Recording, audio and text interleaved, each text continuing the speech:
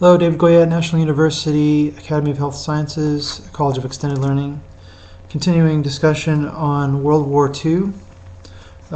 Just finished covering origins of World War II and going into Japanese invasion, rape of Nanking, and the Nazi-Soviet pact. We're going to continue with Blitzkrieg, or Lightning War. And I'll read a passage again from Second World War in the West. First wave of air and mechanized attack will be followed by the motorized infantry divisions. They will be carried to the verge of the occupied territory and hold it, thereby freezing the mobile units for another blow. In the meantime, the attacker will be raising a mass army.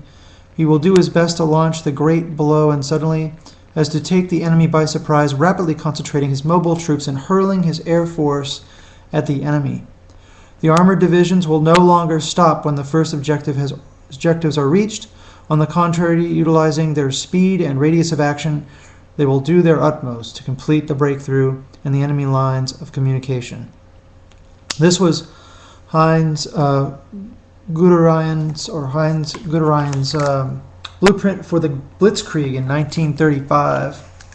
A description he gave as to how the Blitzkrieg would operate. And of course, you have the Luftwaffe, which was the Air Force, and the Panzer divisions, the armored divisions, tanks, and the infantry.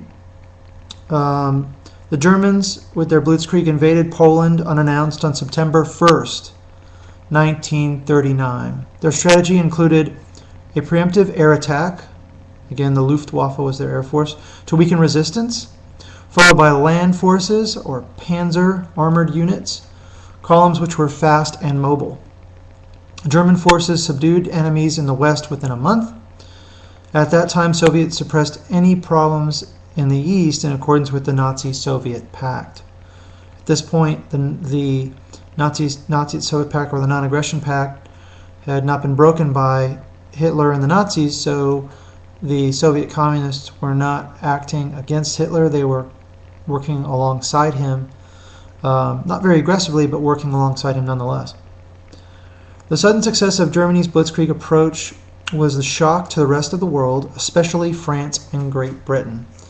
Again, we discussed Neville Chamberlain's appeasement, the Munich Conference, and how that aided Hitler, gave him more territory, and instead of appeasing him, encouraged him to continue his assault on the European nations, starting with the Czech lands and Sudetenland, onward to Poland, and then again he'll eventually hit France and Great Britain. So as the Blitzkrieg is moving into Europe, we're getting close to 1941 now. There's a Japanese attack on Pearl Harbor, December 7th, 1941. We're all familiar with the famous phrase by Franklin Delano Roosevelt, a day which will live in infamy.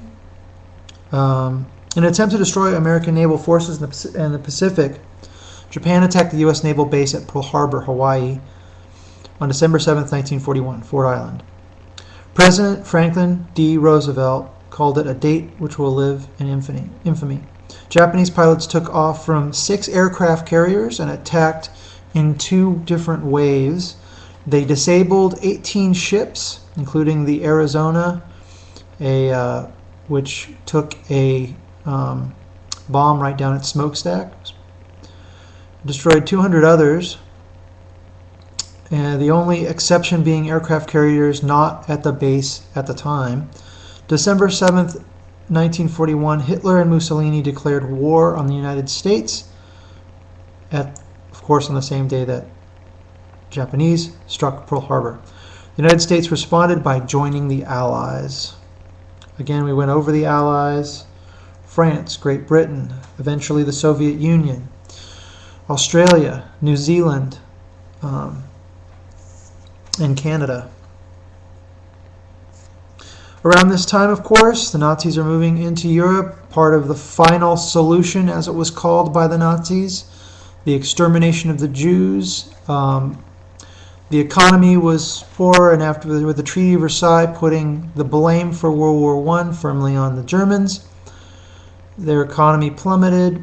The German people, looking for a scapegoat, responded to the charisma, the megamaniacal appeal of Hitler with his goofy mustache and his fashionably horrible swastika, which is stolen, of course, from Hindu origin. There's also Native American origin of that symbol, meaning rebirth or recreation, rotation of powers, kind of a.